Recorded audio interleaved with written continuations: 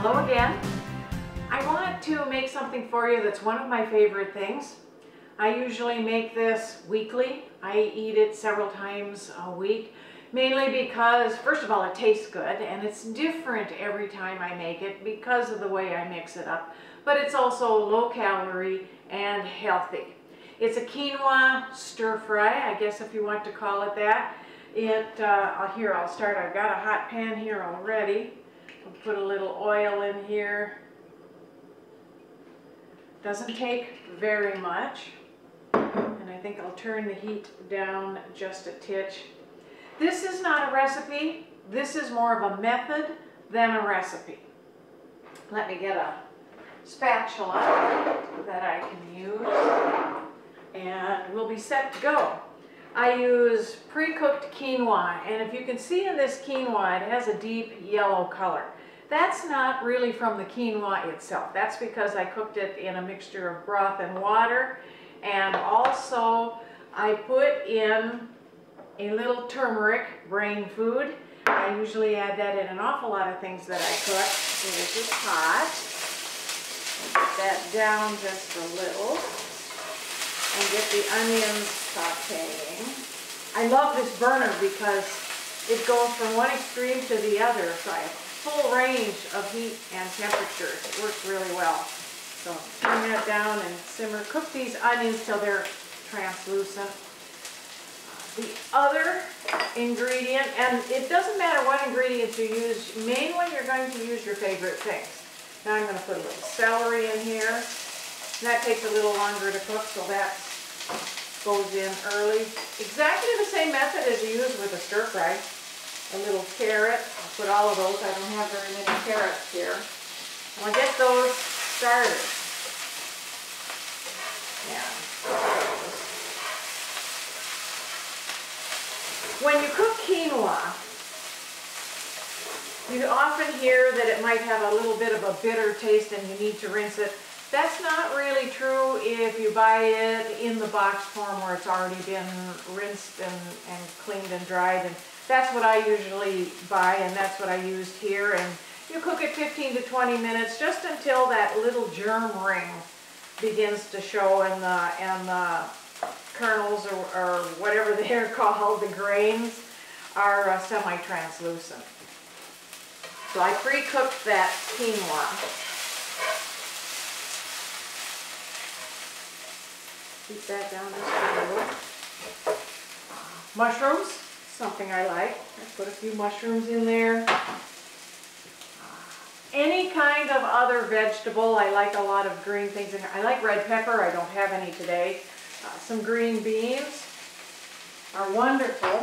Those are parboiled.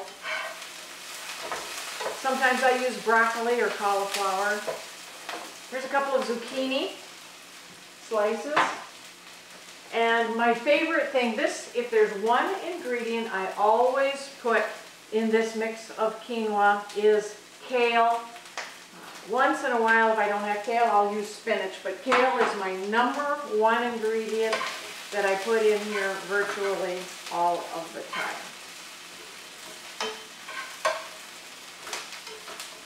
Cook that. Oh, you know what I forgot? A little splash of broth.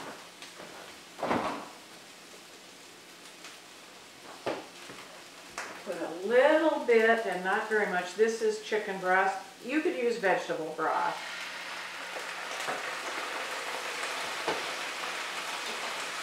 To give it just a little moisture and to simmer up these vegetables.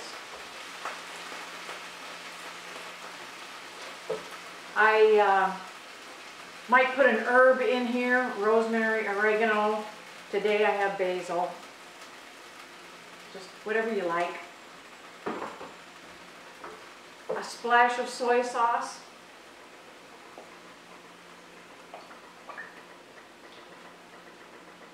And if I really want an Asian flavor, then I might add some sesame oil. I'm not really going for that today, but when I have more Asian-like ingredients and just want that extra flavor, I'll put sesame oil in the dish.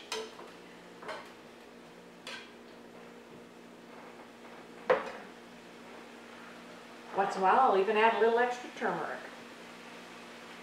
Here comes the quinoa. Again, no measurements. This just really depends on how the ingredients come together, how much you have of one thing or another. I think that's enough for what we're doing today. I wanted to make a couple of servings here. And simmer this up until you could even take it off the heat and eat it now with all the vegetables al dente. I like to cook a little longer so that the grains of the quinoa start to dry out just a little bit. That's my personal preference. You can do it however you like.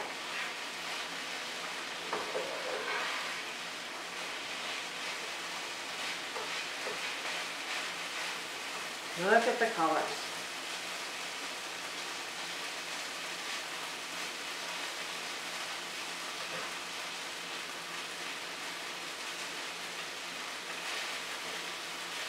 And this is not hard.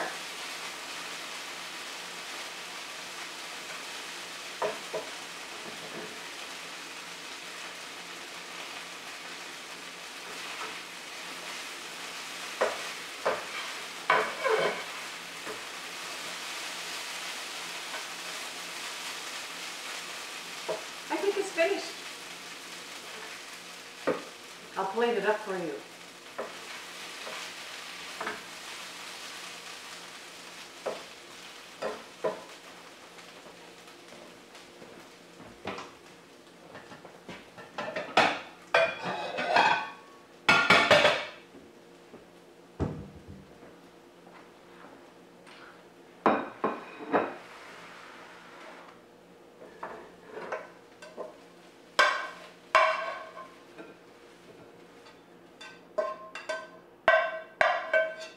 This is gorgeous.